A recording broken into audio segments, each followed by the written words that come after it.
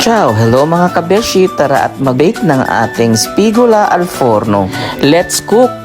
So mga kabeshi, ito nga palang ating ingredients. So ating mga veggies. So meron tayong talong, potatoes, zucchini, onion, and garlic. At hindi mawawala ang ating olive oil. So after nating hugasang mabuti ang ating fish, so i-dry lang natin siya. Then next mga kabeshi, lagyan natin ng asin, yung magkabilang part. Ayan. Next, ilagay natin ng lemon, papawala ng lansa ng ating fish. And now, i-ready na natin ang ating chopped veggies. And now, let's put our olive oil. Ayan. So, himas-himasin lang natin. Yan din magkabilang part. And then now, ilalagay na natin ang ating mga veggies. Ayan, sa bawat side. Alam nyo ba mga kabeshi na this is one of my favorite dish dahil hindi lang super yummy, it contains to more of vitamins omega-3 na good for our heart. Kaya ugaliing kumain ng isda 2 times a week. So now mga kabeshi, ready na nating i-bake in 1 hour, 200 degrees ang ating spigula. Then now after 30 minutes, ayan, so i-check lang natin. Then babalik na rin natin siya. Hindi ko na lang pinakita.